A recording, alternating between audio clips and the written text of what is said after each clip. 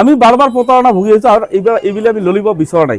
অসমৰ মাননীয় মুখ্যমন্ত্ৰী ডাঙৰীয়াক আপোনালোকৰ চেনেলৰ মাধ্যমে অনুৰোধ জনাইছো, যদি আপোনাৰ সদিচ্ছা আছে অভিভক্ত গোৱালপাৰাৰ মানুহখিনি কৈলাশী মানুহখিনিক জনজাতিকৰণ কৰক, কিন্তু বিধানসভাৰ আগতে লাগিব। যেহেতু শীতকালীন বাজেটখন ইতিমধ্যে 19 তাৰিখলৈকে চলিব, তাৰপিছত হয়তো ফেব্ৰুৱাৰীত কিবা এখন আৰু বাজেট এখন অধিৱেশন আছে। আমাক এই 19 তাৰিখৰ বাজেটতে আমাৰ যিখন বিধায়ক আছে এইখন দিল্লীলৈ প্ৰেৰণ কৰি আমাক যাতে 19 তাৰিখৰ ভিতৰত জনজাতিৰ মৰ্যাদা যাতে আমাক লাভ কৰায় তাৰ কাৰণে অনুৰোধ জনাইছোঁ। যদি ট্ৰাইবেল সংঘ ইয়াৰ পৰা বহুতো আন্দোলন কৰি আছে, ট্ৰাইবেল সংঘক এটা কথা ক'ব বিচাৰিছোঁ, আপোনালোকৰ পিতৃ সম্পত্তি বিচৰা নাই আমি। তোমালোকে যিখন ঠাইত আছা এইখন আমাৰ ঠাই, এইখন আমাৰ কমতাপুৰ ৰাজ্যৰ ঠাই আছিলে। তেওঁলোকে জানে না নাজানে, তেওঁলোকে ইতিহাস সম্বন্ধে তেওঁলোকৰ জ্ঞান আছে নে নাই? ট্ৰাইবেল সংঘ চিচিটোৱা যোনেই নহওক, যি বিৰোধী কৰি আছে কৰি থাকক, আমি যেতিয়া বিৰোধীত নামিম তেওঁলোকৰ কিন্তু নিষ্পত্তা হৈ যাব। কাৰণ কিয়, আমি কিমান দিন তেওঁলোকৰ সহ্য কৰি থাকিম? আমাক কৈ আছে, আমি শুনি আছোঁ, আমি মনে মনে শুনি আছোঁ, তেওঁলোকে বহুত বিৰোধী কৰিছে, আন্দোলন কৰিছে, কৰি থাকিব দিছোঁ। যেতিয়া আমি ওলাই যাম ভালকৈ, তেতিয়া কিন্তু তেওঁলোকৰ কথা বেয়া হ'ব। কাৰণ আমি চৰকাৰৰ পৰা বিচাৰিছোঁ জনজাতিকৰণ, আমি অসম চৰকাৰৰ পৰা বিচাৰিছোঁ, আমি ভাৰত চৰকাৰৰ পৰা বিচাৰিছোঁ, আমি কোনো ট্ৰাইবেল সংঘৰ পৰা বিচৰা নাই।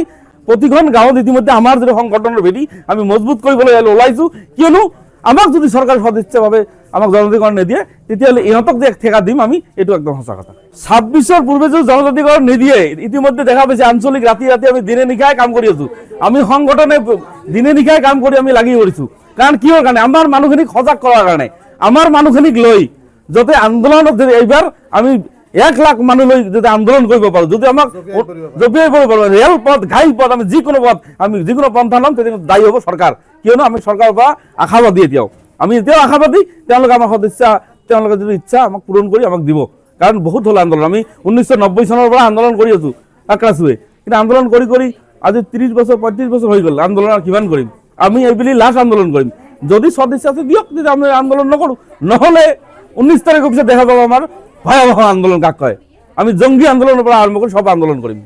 হয়, আমি চৰকাৰক এটাই আহ্বান জনাম, আমাৰ যাতে এইবাৰ ললিপপ নহয়, কোচৰাজবংশী জনগোষ্ঠীকে ধৰি 6 জনগোষ্ঠীক যাতে জনজাতিকৰণ অহা শীতকালী অধিৱেশনতে যাতে এই বিলখন পাছ কৰি অসমৰ 6 জনগোষ্ঠী যাতে জনজাতিকৰণ কৰে। যদি জনজাতিকৰণত কিবা ধৰণৰ ললিপপৰ সৃষ্টি কৰে চৰকাৰে 2026-ত, তেতিয়াহ'লে গম পাব 6 জনগোষ্ঠীয়ে কি পন্থা হাতত লয়। আমি চৰকাৰখনক এটা কথাই আহ্বান জনাইছোঁ, আমাৰ কোচৰাজবংশী জনগোষ্ঠীৰ অবিভক্ত গোৱালপাৰা মানুহখিনিক আমাক এছটিকৰণ লাগিবই, এছটি কৰিব লাগিবই।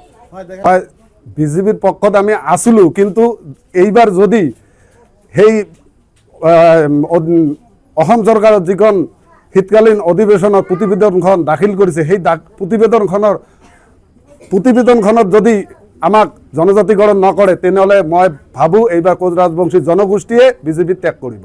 নিম্ন আৰু উচ্চ লোকসভা আৰু ৰাজ্যসভাত বিল দুয়োখন সভাতে বিল উত্থাপন কৰি আমাৰ জনগোষ্ঠীটোক ধৰি 6 জনগোষ্ঠীক যাতে জনজাতিকৰণ কৰে, সেয়া আমি মুখ্যমন্ত্ৰী মহোদয়ক অনুৰোধ জনাইছোঁ। লগতে যদি আমাৰ অনুৰোধ নামানে, যেনেকৈ কোনোবাই আন্দোলন কৰিছে, এইটো আন্দোলনৰ পৰা আমি কিমান ডাঙৰ আন্দোলন কৰিম সেয়া সময়ত স্পষ্ট হ'ব।